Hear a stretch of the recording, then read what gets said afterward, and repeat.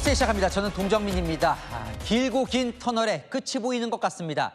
무려 3년 6개월 동안 끌어오던 우크라이나 전쟁 돌파구가 마련이 됐습니다. 이 푸틴 러시아 대통령을 만나고 온 트럼프 미 대통령. 오늘은 젤렌스키 우크라이나 대통령과 만났는데요. 푸틴, 젤렌스키, 트럼프 3자 회담 가능성을 강하게 내비쳤습니다. 전쟁 원인이었던 우크라이나의 나토 가입은 접는 대신에 나토처럼 미국이 우크라이나의 안전을 보장해주는 새로운 대안을 제시하면서 이 종전 논의가 급물살을 탈 수 있을 것 같습니다. 어떤 조건으로 어떤 논의가 이뤄졌는지 조아라 특파원이 첫 소식으로 보도합니다. 반년 만에 백악관에서 다시 마주한 도널드 트럼프 미국 대통령과 볼로디미르 젤렌스키 우크라이나 대통령. 3년 6개월째 이어지는 러시아 우크라이나 전쟁 종결을 위해 트럼프는 우선 유럽이 주도하되 미국이 공조하는 우크라이나 안전 보장안을 거론했습니다. They're all here from Europe, biggest people in Europe, and they want to give protection. They feel very strongly about it. 러시아가 반대하는 우크라이나의 나토 가입 대신 나토식 집단 방위 5조와 유사한 형태의 안전 보장을 약속한 것입니다. 유럽 다국적 평화 유지군이 배치될지 명확히 결정된 것은 아니지만 유럽 정상들은 환영의 뜻을 밝혔습니다. 나토 가입을 추진해왔던 젤렌스키도 일단 기대감을 드러냈습니다. We supported the idea of the United States of personally of President Trump. 하지만 영토 문제는 합의점을 찾지 못했습니다. 앞서 푸틴은 천연 자원이 풍부한 우크라이나 동부 산업지대인 돈바스 편입을 휴전의 조건으로 내건 가운데 젤렌스키는 이 문제를 푸틴과 직접 만나 논의하겠다고 밝힌 겁니다. І тому питання території – це питання, яке ми залишимо між мною. 이날 백악관 집무실에는 러시아군이 통제 중인 우크라이나 동부 지역이 표시된 지도가 놓여 있었는데 이를 두고 우크라이나 압박용이라는 해석도 제기됐습니다. 뉴욕타임스는 이번 회담을 두고 트럼프가 노벨 평화상을 간절히 바라는 듯 했다면서도 평으로 가는 진전은 구체적으로 드러나지 않았다고 지적했습니다. 뉴욕에서 채널A 뉴스 조아라입니다. 전쟁 당사국 정상들의 담판 회담이 가시권에 들어왔습니다. 2주 내에 푸틴과 젤렌스키가 만날 가능성을 트럼프 대통령이 전했는데요. 세계의 종전 담판, 현실이 돼서 평화로 이어지길 바랍니다. 박선영 기자입니다. 젤렌스키 우크라이나 대통령과 함께 백악관을 찾은 것은 영국, 독일, 프랑스 등 유럽 정상들이었습니다. 트럼프 대통령과 다자 회담을 마친 이들은 조만간 러시아와 우크라이나 간 정상회담에 이어 미국까지 참여하는 3자 회담 개최 가능성을 밝혔습니다. Der amerikanische Präsident mit dem russischen Präsidenten telefoniert und verabredet, dass es ein Treffen zwischen dem russischen Präsidenten und dem ukrainischen Präsidenten innerhalb der nächsten 2 Wochen geben wird. 트럼프도 회담 후 SNS를 통해 이 같은 내용을 밝혔고 러시아 크렘린궁도 푸틴과 트럼프가 약 40분간 통화하며 솔직하고 건설적인 대화를 나눴다고 밝혔습니다. 러시아와 우크라이나 정상이 만난다면 전쟁 발발 3년 6개월 만에 처음으로 이 자리에서 영토 문제 등이 합의된다면 종전 협상이 급물살을 탈 수 있다는 분석도 제기됩니다. 트럼프는 이번 회담 도중 마이크가 켜진 줄 모르고 에마뉘엘 마크롱 프랑스 대통령에게 건넨 발언이 녹음되기도 했는데 여기서도 3자 회담이 언급됐습니다. And where do you want to I think he wants to make a deal for me. You understand? As crazy as it sounds. 다만 일부 외신에선 모든 당사자가 동의했는지는 불분명하다며 조심스러운 반응이 나오기도 했습니다. 한편 러시아는 미국과 우크라이나의 회담 직전에도 우크라이나 곳곳을 공습해 14명이 숨졌습니다. 채널A 뉴스 박선영입니다.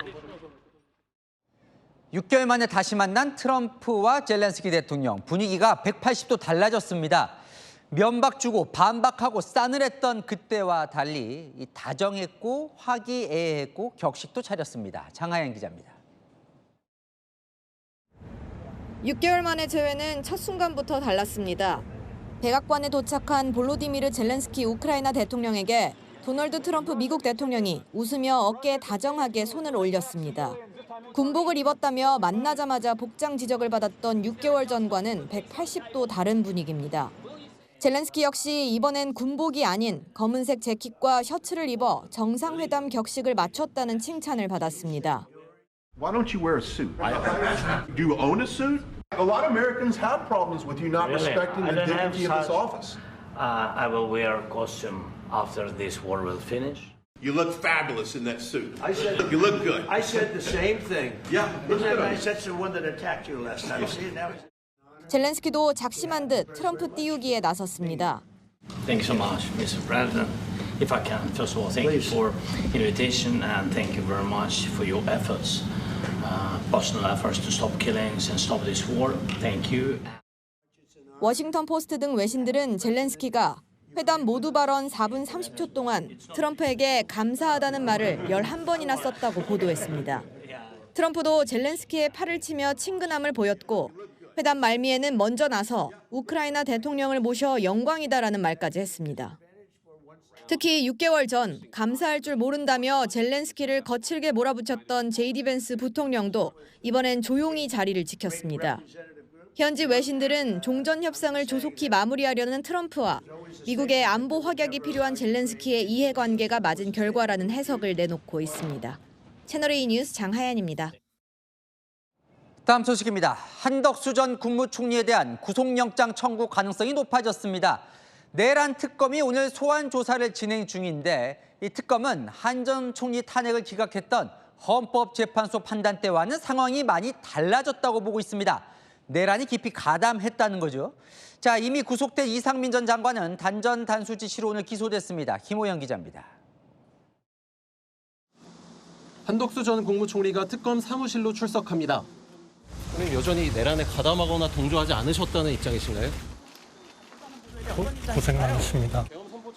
지난달 한 전 총리 자택 등을 압수수색한 내란 특검은 한 전 총리가 비상계엄에 적극 관여했다고 의심하고 있습니다. 지난 3월 헌법재판소는 한 전 총리 탄핵을 기각했지만 추가 증거가 나왔다는 겁니다. 내란 특검 측은 그때와는 상황이 많이 달라졌다며 많은 부분에서 증거가 추가로 수집됐다고 밝혔습니다. 특검은 오늘 소환된 한 전 총리를 상대로 지난해 12월 비상계엄 선포 직전 이상민 당시 행정안전부 장관과 계엄 관련 문건을 검토한 정황과 계엄 해제 후 이전 장관과 세 차례에 걸쳐 6분간 통화한 이유 등을 집중 추궁했습니다. 특검은 이번 주 안에 한 전 총리에 대한 구속영장 청구 여부를 결정할 방침입니다. 한편 특검은 오늘 구속 중인 이상민 전 장관을 계엄 선포 방조와 언론사 단전 단수 지시 등의 혐의로 재판에 넘겼습니다. 채널A 뉴스 김호영입니다. 구속 후 특검 3차 출석을 하루 앞둔 김건희 여사, 내일 못 나가겠다며 자필 의견서를 냈습니다. 저혈압 때문이라고요? 목걸이와 명품백 전달 의혹을 조사할 예정이었던 특검은 그럼 모레 나오라고 통보했습니다. 김지윤 기자입니다. 내일로 예정됐던 김건희 여사 3차 특검 출석이 무산됐습니다. 오늘 오후 김 여사가 건강이 매우 좋지 않아 출석이 어렵다며 자필로 쓴 불출석 사유서를 특검에 낸 겁니다. 김 여사 측은 저혈압이 심해져 최고 80에 최저 50으로 측정됐다고 밝혔습니다. 구속 이후 식사를 거의 못하고 있고 기존에 복용해온 약도 떨어진 상태라고 주장했습니다. 김 여사는 모레 구치소에서 의료진 방문 진료도 받을 예정입니다. 원래 특검은 내일 김 여사를 상대로 건진법사 관련 의혹을 조사할 계획이었습니다. 통일교 전 간부 윤모 씨가 건진법사 전모 씨를 통해 건넸다는 6천만 원대 그라프 목걸이와 샤넬 가방 2개의 행방과 대가성을 추궁하려 했습니다. 김 여사의 사유서를 전달받은 특검은 김 여사 조사를 내일에서 모레로 하루 늦추기로 했습니다.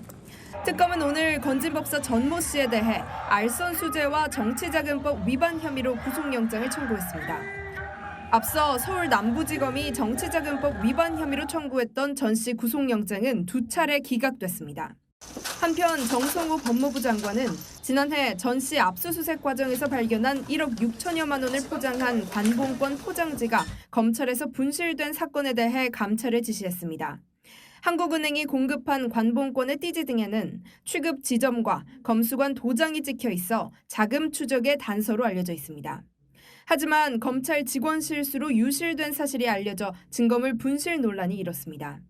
대검찰청은 곧바로 감찰에 착수했습니다. 채널A 뉴스 김지윤입니다. 윤석열 전 대통령의 서울 서초동 아크로비스타 자택에 가압류가 신청됐습니다. 이 비상계엄으로 정신적인 피해를 봤다며 집단 손해배상 소송에 참여한 사람들이 매각을 막고 신속한 배상을 막겠다며 신청한 겁니다. 송정현 기자입니다. 윤석열 전 대통령 부부의 자택인 서울 서초동 아크로비스타입니다. 주거층 한 채의 공시가격은 약 19억 원, 최근 실거래가는 약 33억 원에 이릅니다. 오늘 법원에 이 아파트에 대한 가압류 신청이 접수됐습니다. 신청자는 최근 윤 전 대통령 부부를 상대로 비상계엄 선포로 인한 정신적 피해배상 소송을 낸 원고 12,000여 명입니다. 1인당 주권자 국민들에게 위자료 손해배상 청구로 10만 원씩 지급하라. 그것을 청구 취지로 하였습니다. 이들은 윤 전 대통령 부부가 주요 재산인 아크로비스타를 처분할 개연성이 매우 높다며 향후 판결이 확정됐을 때 신속히 배상받을 수 있는 법적 장치를 마련하려 가압류를 신청했다고 밝혔습니다. 법원이 가압류를 받아주면 원고 측 손해배상 청구 액수인 12억 2,250만 원이 이 아파트 등기부에 표시됩니다. 또 1심 판결이 나올 때까지 아파트 매각을 사실상 막는 효과도 생깁니다. 재판부는 조만간 가압류 인용 여부를 밝힐 전망입니다. 채널A 뉴스 송정현입니다. 네, 안철수, 조경태, 혁신파 두 후보 간의 단일화는 최종 무산됐습니다. 후보 4명이 끝까지 경쟁하는 거죠. 내일 투표가 시작되는데 과반을 자신할 뚜렷한 후보가 없어 누가 1, 2위를 할지 관심입니다. 최승현 기자입니다. 저의 후보 단일화 제안을 수용하지 않았습니다. 결국 안철수 후보님과의 단일화는 메아리로만 남게 되었습니다. 국민의힘 당대표 혁신파 주자인 안철수, 조경태 후보 간 단일화는 최종 무산됐습니다. 안 후보는 조 후보의 단일화 제안을 끝내 받지 않았습니다. 샤이 안철수를 고려하면 승산이 있다는 겁니다. 저는 최소한 2등으로 어쩌면 더 나올 수도 있습니다만 어쨌든 결선 투표는 거의 확실하다. 이렇게 저는 확신합니다. 김문수, 안철수, 장동혁, 조경태 후보 4명을 대상으로 내일부터 투표가 진행됩니다. 여론조사상으론 절반을 넘길 압도적인 1강 후보가 없는 상황이어서 결선 여부가 1차 변수로 떠올랐습니다. 당원 80%, 여론조사 20%를 합산해 과반 득표자가 나오지 않을 경우 1위와 2위 후보가 결선을 치릅니다. 김문수 후보 측은 압승을 자신했습니다. 1차에서 김문수 후보가 압승하는 결과가 나오지 않을까. 장동혁 후보 측도 확실한 상승세라면서 1차 투표 완승을 자신했습니다. 단일화는 불발됐지만 혁신파는 결선 투표 역전을 노리고 있습니다. 신지호 전 부총장은 당원들이 굉장히 전략적 투표를 하는 분들이라 결과를 누구도 알 수 없다고 기대했습니다. 채널A 뉴스 최승현입니다. 대통령과 여당 지지율 하락이 결정적인 이유, 여권 내에서도 조국 전 대표 사면을 꼽는데요. 조 전 대표 그건 잘못된 해석이라며 n분의 1, 여러 이유 중 하나일 뿐이라고 말했습니다. 민주당에서도 적절치 않다, 부글부글 끓는 분위기입니다. 이해주 기자입니다. 조국 전 조국혁신당 대표가 여권 지지율 하락 원인으로 자신의 사면만을 문제 삼는 건 잘못된 해석이라며 선을 그었습니다. 조 전 대표는 한 언론과의 인터뷰에서 이춘석 의원의 주식 차명 거래 의혹이나 주식 양도세 대주주 기준 논란을 다 빼고 사면만으로 지지율이 떨어졌다는 건 오독이라고 했습니다. 영향력이 있다면 n분의 1이라고 했습니다. 어제 복당 신청을 마친 조 전 대표는 개인 유튜브를 다시 시작했습니다. 실시간으로 함께 호흡할 수 있는 라이브 방송도 해볼 생각입니다. 민주당 일각에선 조 전 대표의 광폭 행보에 불편한 시선을 보내고 있습니다. 조국 전 대표가 n분의 1이다라고 얘기하는 말씀이나 조금은 좀 적절치 않았다. 그런 생각이 들어요. 국정 운영에 있어서 상당히 짐이 된 건 사실이니까. 민주당 핵심 관계자도 조 전 대표의 말 하나하나가 논란을 불러오면서 관심이 주목되는 게 부담스럽다고 했습니다. 조국혁신당은 합당에 반대하며 민주당의 빈틈을 노렸습니다. 민주당은 중도 쪽으로 많이 오른쪽으로 약간 이동을 했고 대선 전부터 이동을 했고 조국혁신당은 왼쪽을 잘 지키고 있습니다. 조 전 대표는 이번 주말 문재인 전 대통령을 예방합니다. 채널A 뉴스 이혜주입니다. 최규진 교육부 장관 후보자 조국 입시 비리 사태 당시에 조 전 장관을 수차례 옹호한 게 논란인데요. 당시 수사를 검찰의 칼춤이라고 했었습니다. 채널A 기자를 만난 최 후보자 표현이 과했다고 인정하며 사과했습니다. 김승희 기자입니다. 과거 쓴 글이 연일 논란이 되고 있는 최규진 교육부 장관 후보자에게 직접 입장을 듣기 위해 출근을 기다렸습니다. 특히 입시 비리로 기소된 조국 전 대표를 옹호하는 듯한 글에 대해 물었습니다. 무엇보다 사죄, 지금 생각해보면 이거 좀 과했네 싶은 게 있을 거잖아요. 사과드릴 건 사과드리고. 최 후보자는 지난 2021년 조 전 대표에 대한 수사를 검찰의 칼춤이라고 표현한 글을 올렸습니다. 천안함 관련 음모론 공유, 박정희 전 대통령 서거를 탕탕절로 표현하는 등 정치적 편향성 논란에 대해서도 물었습니다. 아주 개인적인 의견을 그때 별 생각 없이 했었던 좀 가벼운 처신이었다 생각을 하는데 이 청문회 때 혹시 그런 질의가 있으면 자세히 설명드릴게요. 일부 교원단체에서도 비판하는 음주운전 벌금형에 대해선 뭐라고 답했을까요? 크게 잘못한 거라고 생각을 해서 그 사고 이후에 지금까지 운전을 안 하고 있습니다.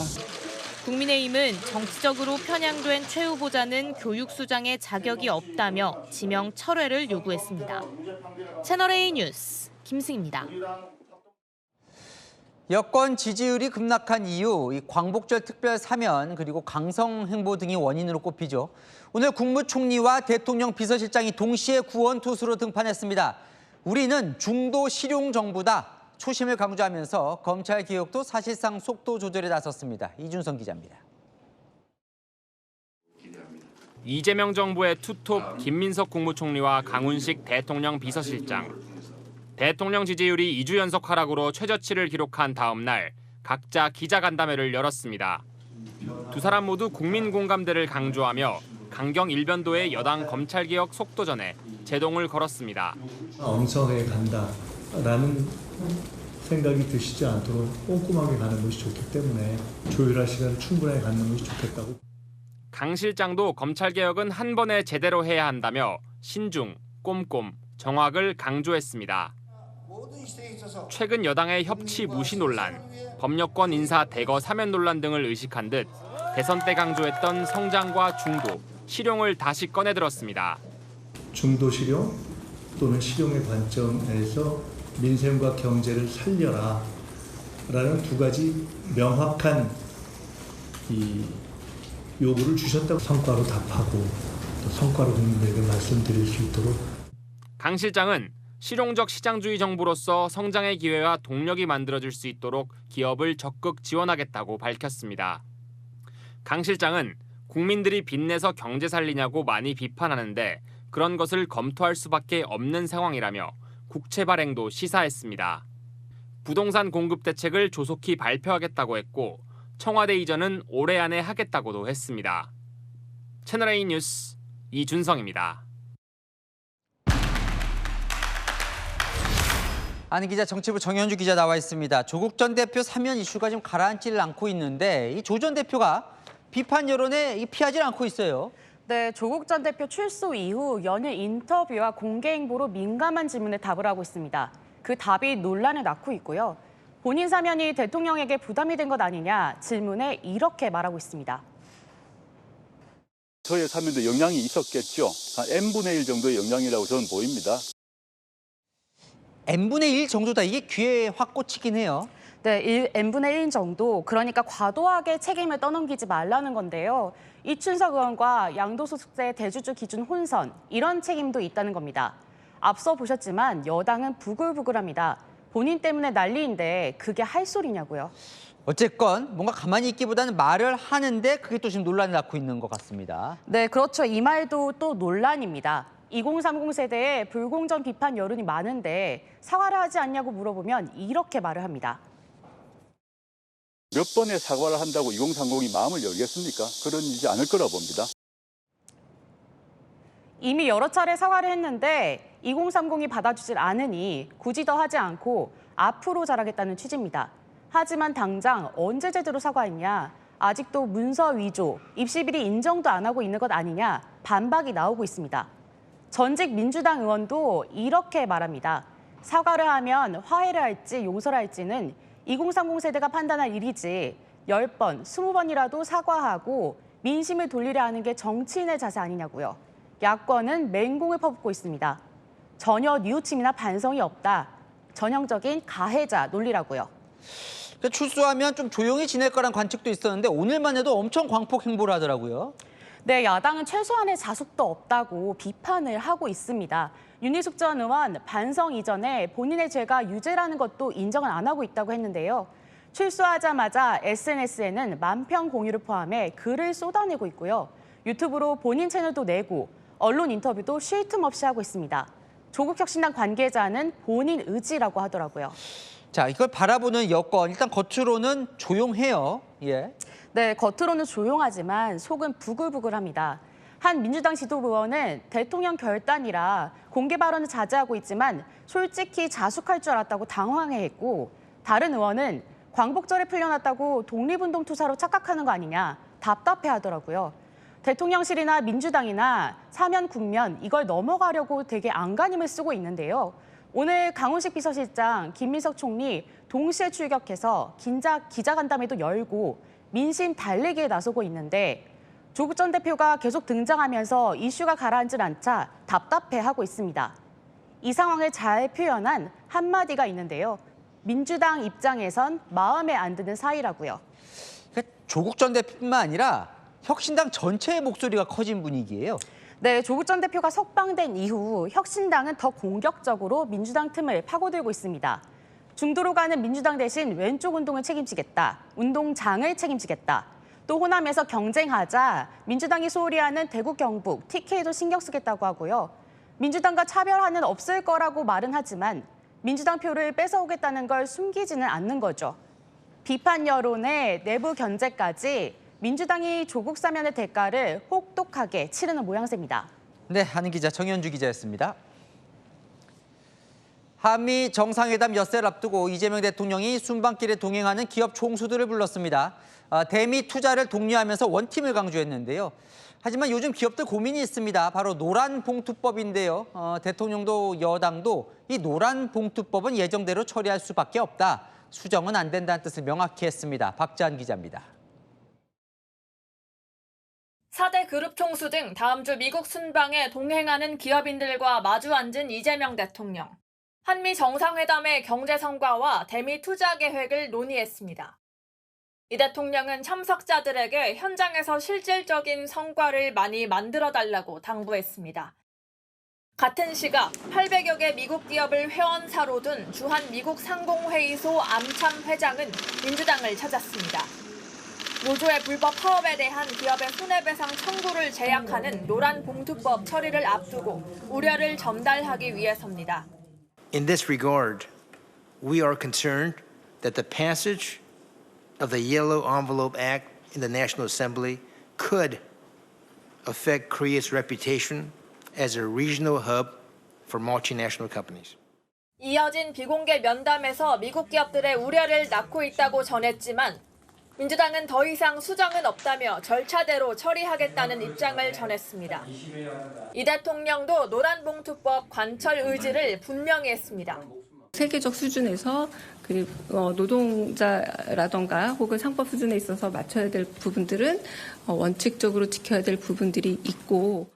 한 경제단체 관계자는 법으로 강제하기보단 노사가 충분히 협의하라는 게 글로벌 스탠다드라고 말했습니다. 채널A 뉴스 박지한입니다. 경제계는 이달 예정된 노란봉투법 처리를 막기 위해 막판 긴급 호소에 나섰습니다. 국내 산업 생태계가 무너질 수 있다면서 국회에서 결의대회도 열었습니다. 김태우 기자입니다. 경제 6단체와 각 업종별 단체 등으로 구성된 경제계 대표 200여 명이 오늘 국회에 모여 노동조합법 개정에 반대하는 결의대회를 열었습니다. 불법 파업 부추기는 노조법 개정 반대한다. 어제 경제단체들이 공동 반대 성명을 발표한 데 이어 이틀 연속 국회를 찾아 여론전을 펼친 겁니다.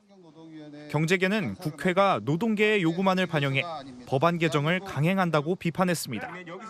그러면서 하청업체 근로자도 원청에 단체 교섭을 요구할 수 있도록 사용자 범위를 무분별하게 확대하면 산업 생태계가 붕괴될 수 있다고 경고했습니다. 특히 자동차 조선업종의 경우 협력업체가 수천 개에 달해서 원청의 사용자성을 인정할 경우 1년 내내 협력업체 노조의 교섭 요구와 파업에 대응해야 할 것입니다.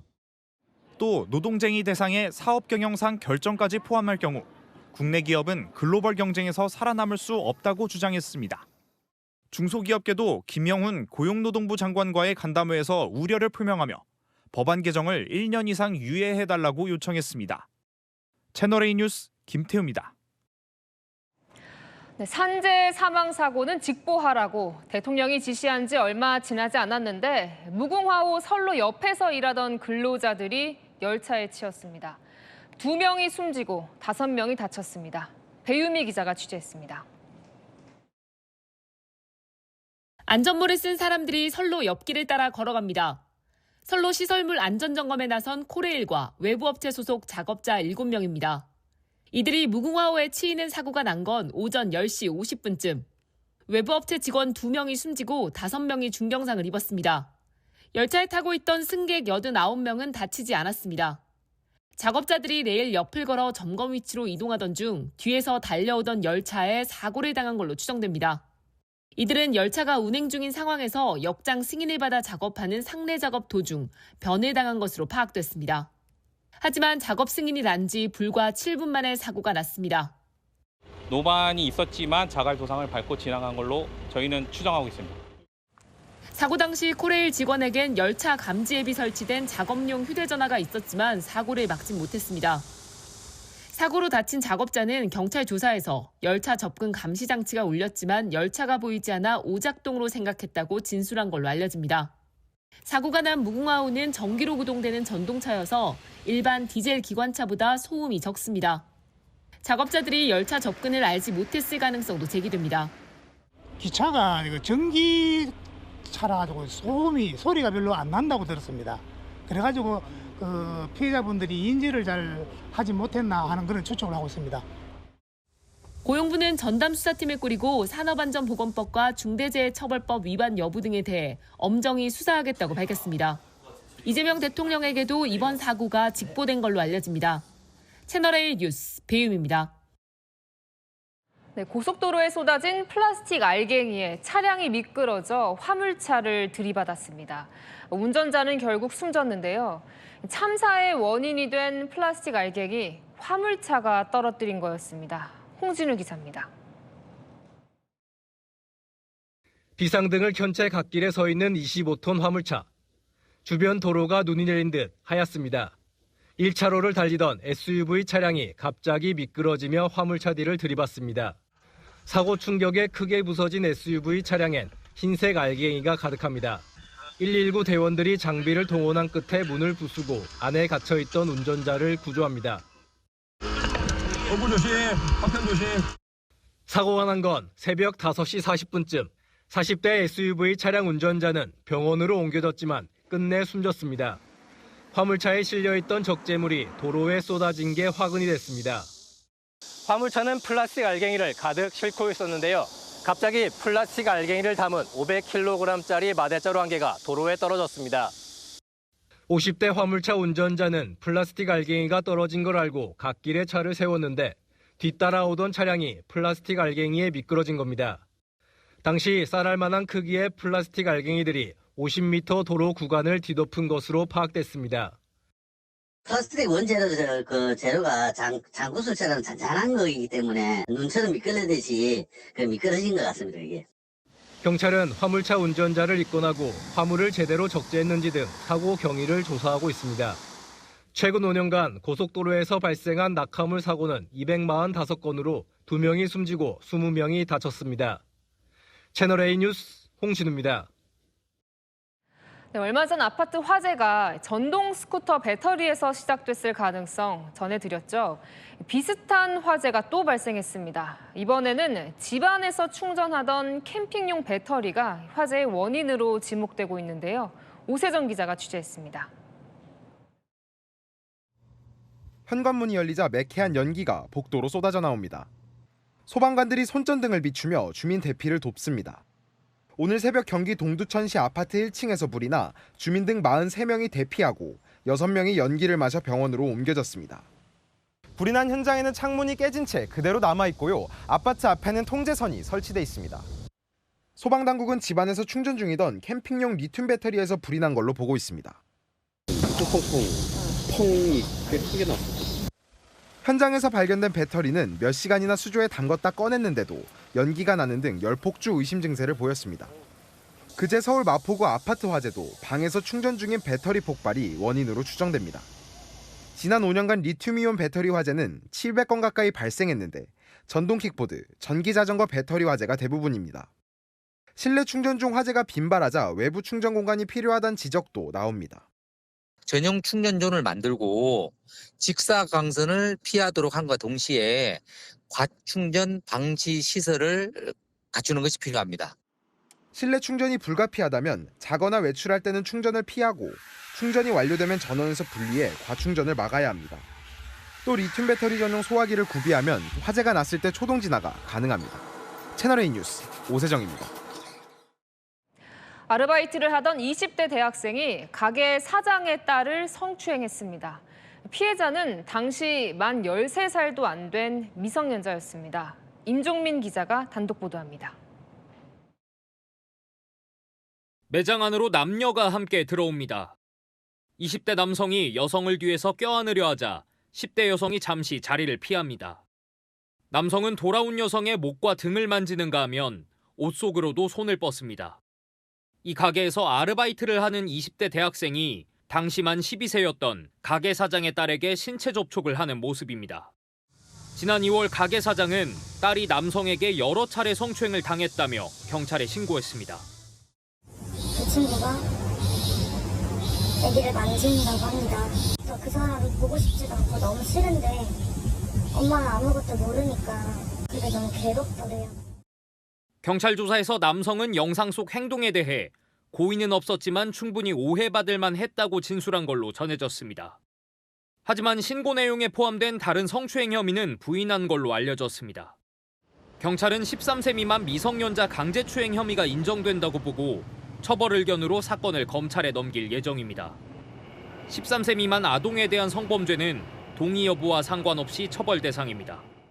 경찰 조사에서 여성의 생일을 잘 몰랐다고 진술했던 남성 측은 채널A와의 통화에서 합의의 성실히 임하겠다고 밝혔습니다. 채널A 뉴스 임종민입니다. 19년 전 실종된 딸을 찾겠다며 가족들이 등신대를 설치했는데요. 이 등신대를 부순 남성이 경찰에 붙잡혔습니다. 장치혁 기자가 보도합니다. 마스크를 쓴 남성이 거리에 세워진 홍보 등신대에 관심을 보입니다. 홍보판 2개 모두 사진을 찍더니 갑자기 훼손하기 시작합니다. 파란색 장갑을 끼고 호주머니에서 칼을 꺼내 고정 매듭을 끊더니 바닥에 쓰러뜨립니다. 현장을 떠났던 이 남성은 잠시 뒤 다시 돌아와 인도 바깥으로 보이지 않게 치우고 홍보판도 접어서 부숩니다. 이 홍보판은 19년 전 전북 전주에서 실종된 이윤희 씨 사건과 관련해 가족들이 설치한 겁니다. 대학생이던 이 씨가 종각 모임 후 원룸으로 돌아간 뒤 사라진 사건입니다. 실종 사건 대책위의 설명에 따르면 6개의 홍보판은 설치된 당일 밤과 다음 날 모두 훼손됐습니다. 지난 4월에도 홍보판이 훼손돼 5월엔 등신대와 함께 카메라까지 설치한 겁니다. 등신대를 훼손한 40대 남성은 경찰에 체포됐습니다. 경찰은 이 남성이 혐의를 모두 인정해 재물손괴로 검찰에 송치했다고 밝혔습니다. 이 남성은 경찰에서 실종 사건 피해자 쪽에서 자신을 범인으로 몰아 화가 나서 범행을 저질렀다고 말한 것으로 알려졌습니다. 채널A 뉴스 장치혁입니다.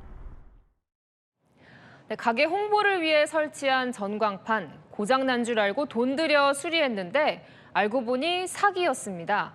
LED 간판 업체 운영자들이 전광판을 먹통으로 만든 뒤 수리비를 뜯어낸 겁니다. 배영진 기자가 취재했습니다. 노래방 앞에 가게를 홍보하는 LED 전광판이 서 있습니다.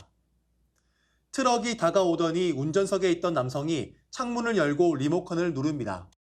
전광판에 있던 글자와 이미지가 깨지더니 아예 꺼져버립니다.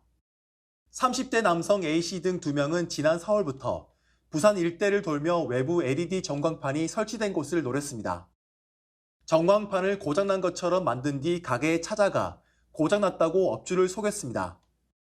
수리비 명목으로 돈을 받은 뒤에 정상 상태로 되돌렸습니다.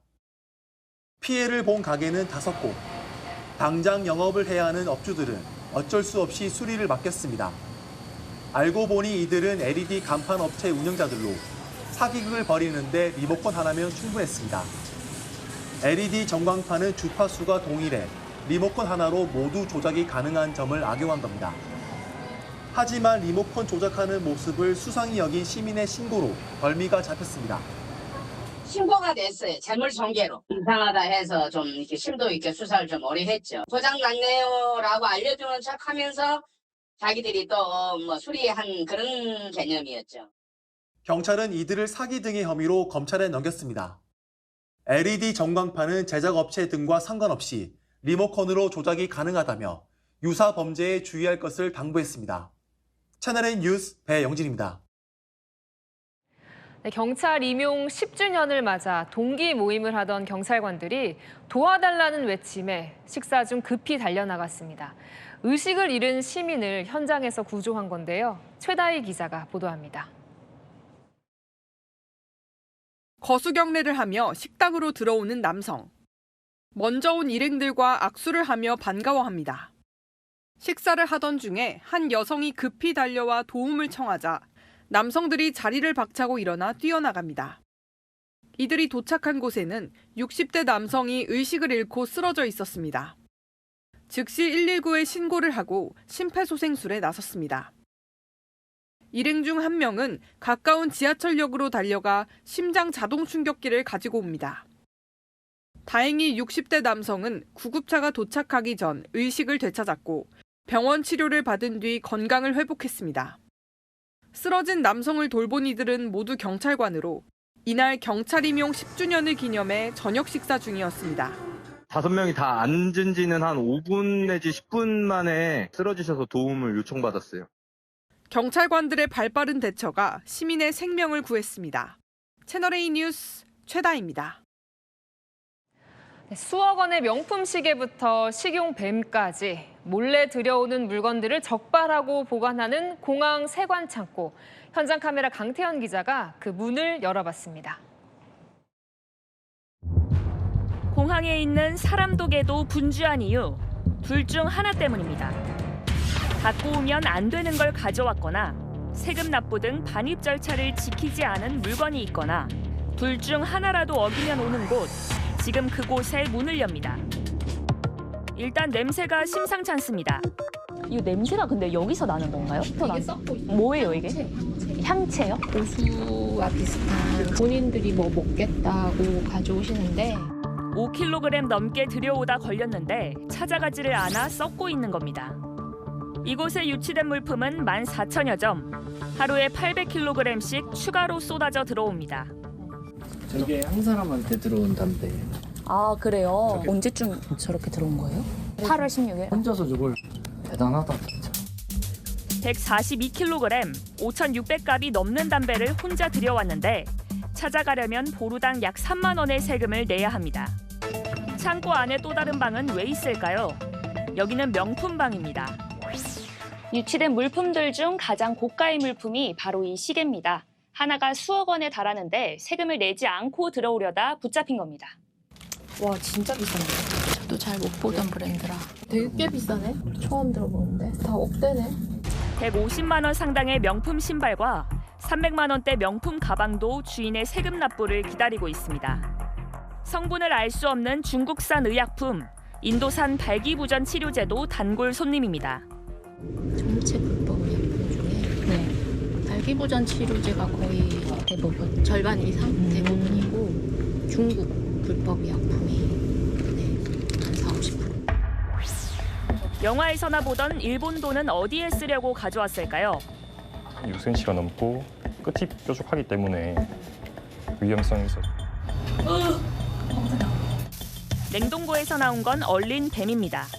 베트남 분이 들고 오셨는데 이거를 식용으로 드시려고 들고 들어오신 거고요. 쥐라든지 뱀이라든지 이 정도만 들고 오는 것 같습니다. 세관은 유치한 지 한 달이 지난 물건은 폐기하거나 공매 절차를 거칩니다. 지켜야 할 걸 안 지킨 것, 그 대가는 혹독합니다. 밀수입의 의도가 있는 경우에는 저희가 벌금을 부과하거나 또 해당 물품을 아예 몰수해버려서 밀수입죄로 처벌할 수도 있습니다. 현장 카메라 강태현입니다. 네, 극심한 가뭄에 25일 뒤면 식수원 고갈 위기인 강릉시 사상 처음으로 제한급수에 돌입했습니다. 허준원 기자가 취재했습니다. 강릉 시민들의 주 식수원인 오봉저수지. 물은 바짝 말라 바닥을 드러냈고 잡초가 무성하게 자랐습니다. 계속되는 가뭄에 저수율은 역대 최저치인 21.8%까지 떨어졌습니다. 최근 한 달간 강릉에 내린 비는 89mm, 평년의 40%가 채 안 됩니다. 급기야 강릉시는 내일부터 제한급수에 들어갑니다. 가정에 설치된 수도 계량기를 절반만 열도록 하는 조치가 취해집니다. 상황이 나아질 때까지 제한급수는 무기한 계속됩니다. 농업용수 외에 가정용 생활용수까지 제한 공급하는 건 사상 처음입니다. 현 사용량 기준으로 앞으로 약 25일 정도 사용 가능한 상황입니다. 시민들도 물 절약에 동참하고 있습니다. 카페나 식당에선 정수기물 대신 생수를 사용하고 일부 식당은 저녁 장사를 포기했습니다. 밤 9시까지 영업을 했었는데 손해가 보더라도 한 오후 5시까지 이렇게 영업하는 걸로. 하지만 아직도 무더위가 기승인 상황에서 물을 제대로 쓰지 못하는 데 시민들의 걱정이 큽니다. 땀도 많이 흘리고 또 세탁도 나오는 있는데 여러 가지 불편을 하겠지만 제한급수 하는데 협력해서. 하지만 당장 9월까지 큰 비 소식이 없다 보니 제한급수로 인한 불편은 당분간 이어질 전망입니다. 채널A 뉴스 허준원입니다. 성인 4명 중 1명은 디지털 기기 사용하는 걸 버거워한다고 합니다. 특히 어떤 점을 어렵게 느끼는지 광민경 기자가 알아봤습니다. 스마트폰을 쓰는 사람들 중에는 앱을 통한 송금 등 각종 앱 사용에 어려움을 겪는 경우가 많습니다. 네, 어플 다운받을 때 그런 걸 제가 잘 못 들어가서 딸내미한테 많이 부탁해서 그렇게 하고 있는 현실이에요. 자동 업데이트 되는 게 아니고 또 제가 찾아서 업데이트를 해야 하는 경우도 있고. 가게마다 설치된 키오스크도 마찬가지입니다. 메뉴가 분리되어 있는데 약간 찾기 힘들 때도 가끔 있고 아니면 뭔가 추가 사항, 뭐를 넣고 빼고 이런 거 할 때 좀 헷갈리는 것 같아요. 오히려 예전에 키오스크가 없었을 때 주문이 좀 더 빨랐던 것 같고요. 단계가 너무 많아요, 솔직히요. 교육부 조사 결과 성인의 8.2%가 일상생활에서 디지털 기기를 다룰 때 어려움을 겪었고 17.7%는 활용 능력이 미흡했습니다. 어디로 들어가야 하는지 몰라가지고 그러면 그 옆에 있는 분한테 또 배움을 이렇게 가르쳐달라고 해요. 전문가들은 관련 교육이 효과적인 대책이라고 말합니다. 주민센터나 노인정 같은 데도 수시로 가서 여러 가지 그 디지털과 관련한 교육이나 기회를 주는 거 좋고요. 정부는 디지털 평생교육 지원을 강화할 계획입니다. 채널A 뉴스 광민경입니다. 미국 뉴욕의 심장으로 불리는 타임즈스퀘어 일대가 1시간 넘게 텅 비었습니다. 폭발물로 의심되는 수상한 장치가 있다는 신고가 접수된 건데요. 서주희 기자입니다. 초대형 전광판들이 화려하게 빛나지만 광장엔 아무도 없어 적막이 감돕니다. 현지 시각 어제 오전 자본주의 세계의 중심, 미국 뉴욕 타임스스퀘어가 텅 비었습니다. 늘 인파로 북적이던 평소와 달리 한산한 거리에 경찰차만 보입니다. 폭발물로 추정되는 수상한 장치가 발견됐다는 신고가 접수돼 약 1시간 반 동안 일대 통행이 통제된 겁니다. 뉴욕 경찰은 원형 물체를 발견했지만 위험하지 않다고 판단하고 통행을 재개했습니다. 뉴욕 경찰은 가짜 폭탄 설치 등의 혐의로 26살 남성을 체포해 조사 중입니다. 경비행기 한 대가 갑자기 골프장에 나타나더니 땅에 그대로 부딪힙니다. 현지 시각 그제 호주 시드니 한 골프장에 경비행기 한 대가 불시착했습니다. It turned and it sort of did a right, yep, and then it hit the ground.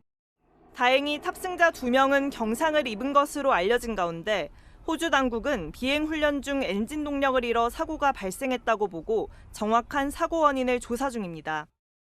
하늘 위 비행기에서 불꽃이 번쩍입니다. 기내에서 촬영된 영상에서도 오른쪽 날개 위 불꽃이 선명하게 포착됐습니다. 그리스에서 출발한 독일 항공사 소속 보잉 여객기가 이륙 직후 엔진에서 불꽃이 튀어 이탈리아로 비상 착륙했습니다. 약 460m 상공에서 발생한 돌발 상황에 탑승객들은 불안에 떨어야 했습니다. 항공사 측은 내부 압축기 문제로 인한 일시적 연소 현상이라고 해명했습니다. 하지만 일부 외신들은 사고 당시 새무리가 목격됐다며 조류 충돌 가능성을 제기했습니다. 채널A 뉴스 서주입니다. 한미 정상회담을 앞두고 관심을 모았던 이재명 정부 첫 주미 대사가 결정됐습니다. 첫 여성 주미 대사 강경화 전 외교부 장관입니다. 문재인 정부 인사가 발탁된 이유, 트럼프 대통령을 잘 안다는 게 꼽힙니다. 홍지은 기자입니다. 이재명 대통령이 주미 대사에 문재인 정부 초대 외교부 장관을 지낸 강경화 전 장관을 내정했습니다. 장관 재직 시절 한미 정상회담과 북미 정상회담 등 트럼프 1기 행정부를 직접 상대해본 경험이 내정에 크게 작용한 것으로 파악됐습니다. 강 전 장관이 장관 시절 조현 외교부 장관이 차관으로 호흡을 맞춘 바 있습니다. 여권 관계자는 조현 장관과 손발이 맞고 미국 조야에서 신뢰받는 인사인 점 등이 작용했다고 말했습니다. Clearly, credit goes to President Trump. He's been determined to come to grips with this from day one. 트럼프 대통령 장녀 이방카 전 보좌관 등 트럼프 1기 행정부 인사들과도 꾸준히 교류해온 만큼 한미 간 긴밀한 소통의 적격이라고 기대하는 분위기입니다. 주일 대사에는 이혁 전 주 베트남 대사가 내정됐습니다. 대통령실 관계자는 한일 한미 정상회담을 앞두고 주재국 대사 인선을 서둘렀다고 설명했습니다. 대통령실은 주재국 동의를 받는 아그레망 절차가 완료되는 대로 공식 발표할 예정입니다. 채널A 뉴스 홍지은입니다.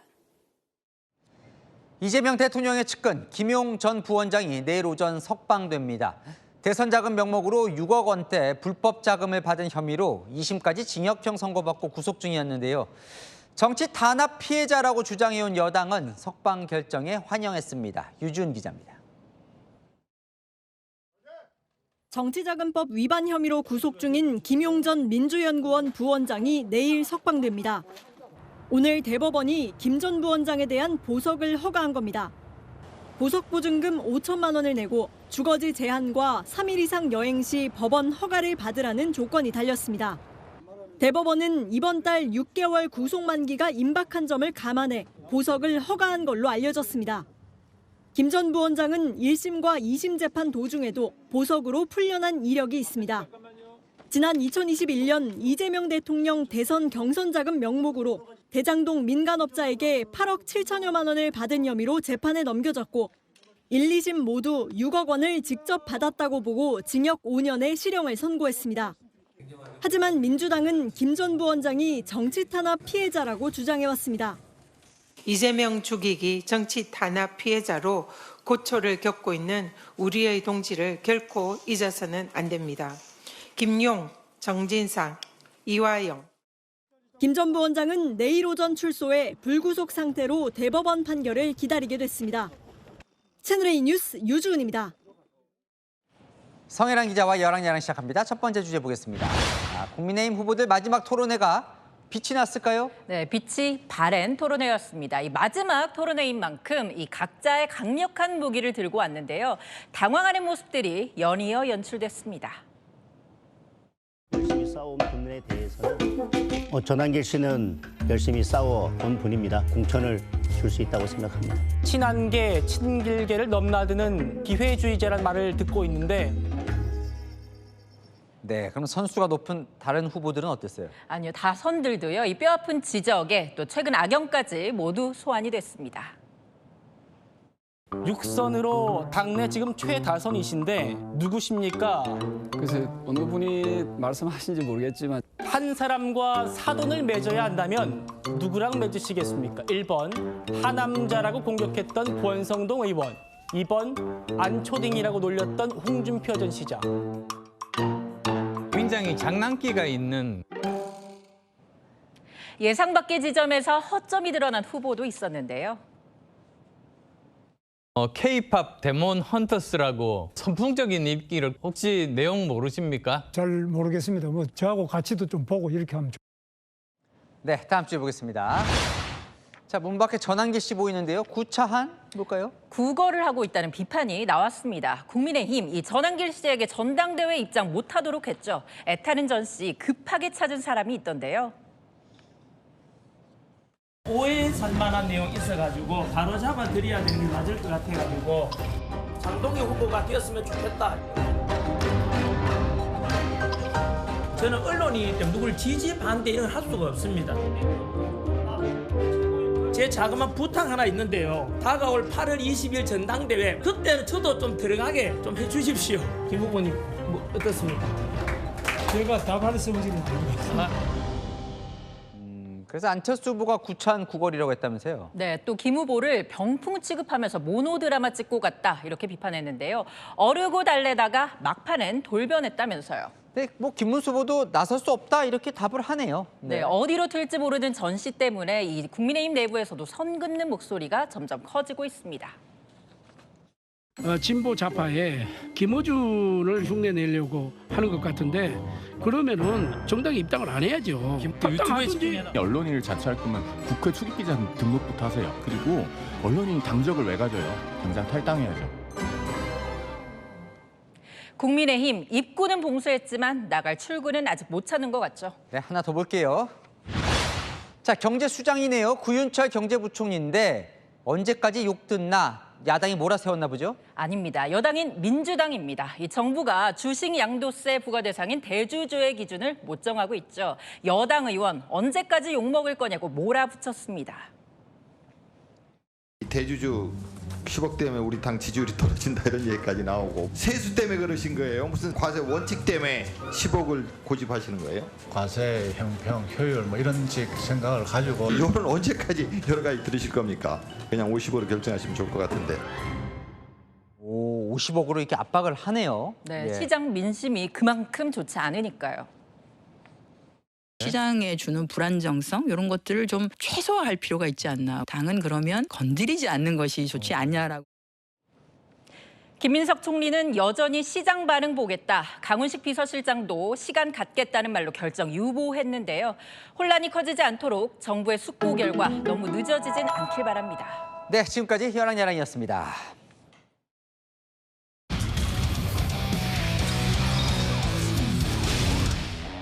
스포츠 A입니다.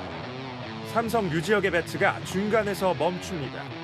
아슬아슬 멈춰 세운 건데 3루심은 스트라이크, 삼진 판정을 내립니다.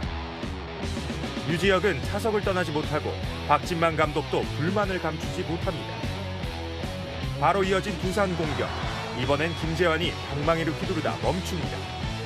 포수는 배트가 돌았다는 사인을 보냈지만 심판은 노스윙 판정을 내립니다. 석연차는 연이은 판정에 결국 폭발한 박진만 감독이 심판에게 달려듭니다. 돌았다 안 돌았다 말 많은 체크스윙 논쟁도 이제 끝입니다. 오늘 경기부터 체크스윙 비디오 판독이 시작됩니다. 홈플레이트와 그 앞에 평행한 가상의 기준선을 두고 방망이 끝이 기준선을 넘거나 배트 각도가 90도를 초과했을 때 스윙으로 스트라이크 처리됩니다. 각 팀당 2번의 체크스윙 판독 기회가 주어지는데 번트 시도는 판독 대상이 아닙니다. ABS 볼 판정에 이어 마지막 남은 체크 스윙까지 비디오 판독이 도입되면서 오심 자체가 줄 것으로 기대됩니다.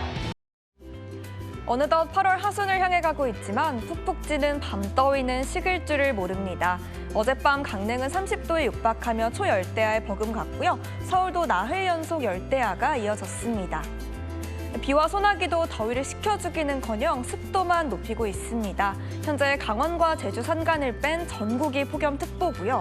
오늘 일부 수도권에도 폭염경보가 확대됐습니다. 고기압의 가장자리로 덥고 습한 공기가 유입되며 폭염의 기세는 절기상 처서인 주말까지도 계속될 걸로 보입니다.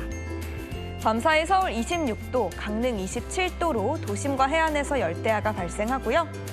한낮에는 서울 31도, 광주 35도까지 올라 무덥겠습니다. 대기가 불안정해 내륙 곳곳에 소나기도 올 텐데요. 양은 대부분 5에서 20mm가 되겠습니다. 모레부터는 뚜렷한 비 예보 없고요. 하늘에 구름만 다소 끼겠습니다. 날씨였습니다. 뉴스에 마칩니다. 시청해주셔서 감사합니다.